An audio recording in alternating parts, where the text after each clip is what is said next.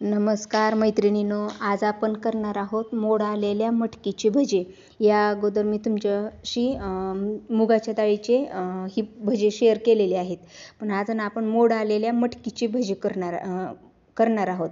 मुलांना दररोज मटकीची भाजी उसळ खायचा कंटाळा करतात. मग कडधान्य मुलांच्या पोटात गेले पाहिजेत. मोड आलेले तर खूप पौष्टिक असतात. मग रेग्युलर आपल्याला बी त्यांना उसळ भाजी करून द्यायला आपल्याला पण नको वाटतं आणि त्यांना पण खायला नको वाटतं. मग असे वेगवेगळे काही पदार्थ करून खायला दिलं तर ते त्यांच्या पोटात जातात ना.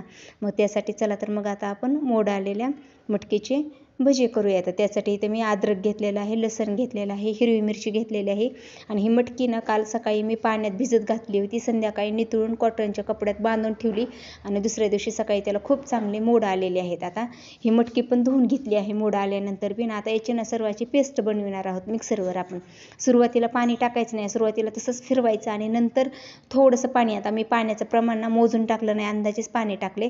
पण आता ते तुम्ही तुमच्या ॲडजस्टने आता किती मटकी आहे त्याच्यावर करू शकता. तर अशी झाली. आता आपल्याला समजतंच आपल्याला पिठं घालायला पाणी किती टाकायचं ती. तर मी थोडंसं किंचितसं पाणी टाकलेलं आहे. 1 कप आणि अर्धा कप फक्त पाणी टाकलेलं आहे चहाच्या. तर ती आता अशी पेस्ट झाली आहे. आता ही ना एका बाऊलमध्ये काढून घेऊया आता आपण.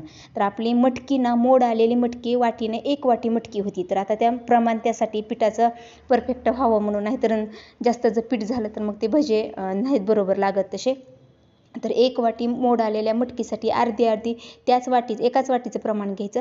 अर्धी वाटी तांदळाचं पीठ आणि अर्धी वाटी बेसन पीठ घेतलेलं आहे. 1 वाटी मटकीसाठी अर्धी वाटी तांदळाचं पीठ, अर्धी वाटी बेसन पीठ, कोथिंबीर घेतलेली आहे स्वच्छ धुवून कट करून, 1 कांदा घेतलेला आहे असा आडवा कट करून, उभे नाही करायचा, आपल्याला गोल भजे करायचेत म्हणून. मीठ घेतलेली आहे, हळद, ओवा, लाल तिखट, धने जिऱ्याची पूड आणि सोडा घेतलेला आहे. तुमच्याकडे जर धने जिऱ्याची पूड नसेल तर तुम्ही त्याऐवजी आपले जिरे टाकले तरी चालतंय. आणि हिरवी मिरची टाकलेली आहे त्यामुळे लाल तिखट नाही टाकलं तरी चालतंय.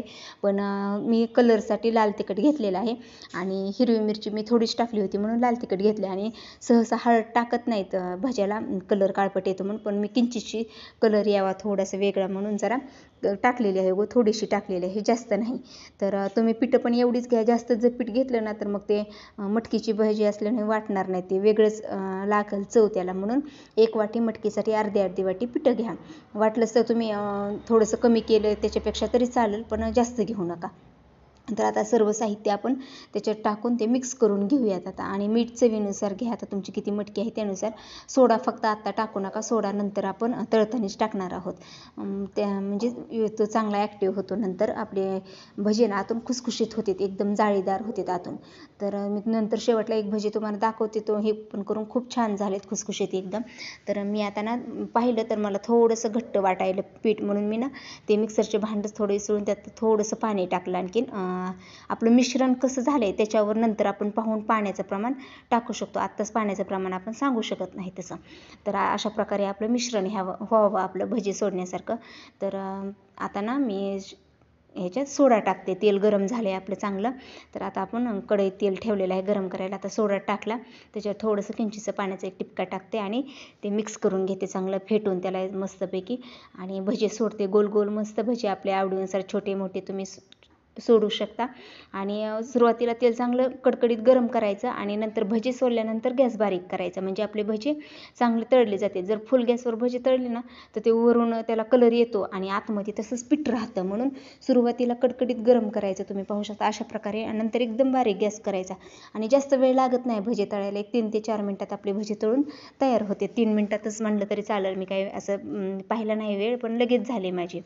तर खूप छान. आणि लगेचच्या लगेच त्याला उलटणं लावायचं नाही. आजचा खालच्या बाजूने चांगले तळले का नाही नंतर उलटणं लावायचं आणि नंतर ते चांगली पलटी करून त्याची वरची पण बाजू चांगली तळून घ्यायची. तर अशा प्रकारे तुम्ही पाहू शकता. आता आपले भजे तळून घेऊया. आता मी तुम्हाला एवढीच बॅच दाखवते आणि नंतर सगळे भजे तळल्यानंतरच दाखवते तुम्हाला. तर खूप छान चवीला पण खूप टेस्टी झाले, करायला पण सोपी आणि पौष्टिक पण मुलांना देण्यासाठी आहे. खूप छान आहे. तर नक्की ट्राय करून बघा तुम्ही, तुम्हाला नक्की आवडतील. तर मग माझी ही मोड आलेले मटकीचे भजी कसे वाटले ते नक्की कमेंटमध्ये सांगा. व्हिडिओ आवडला असेल तर व्हिडिओला लाईक करा, शेअर करा. आणि ज्यांनी माझ्या चॅनलला सबस्क्राईब केलं नाही ना त्यांनी माझ्या चॅनलला सबस्क्राईब करा. तर आपले भजे ना चांगले तळलेत, आता मी काढून घेते. तर तुम्ही पाहू शकता तेल नितळायला थोड्या वेळ ठेवते असंच झाऱ्यात आणि नंतर दुसऱ्या डिशमध्ये काढून घेते. तर आता अशाच प्रकारे सर्व भजे तळून घेतले. तर तुम्ही पाहू शकता मुलांना ना असं वेगळं काहीतरी केलं ना तर मग ते मुलांना खायला पण आनंद होतो आणि आवडीनं खातात. मी त्याच्याबरोबर टोमॅटो केचप दिलं त्याला तशा प्रकारे करून स्माइलीचं ते चिन्ह केलं त्याला ते खूप आवडलं.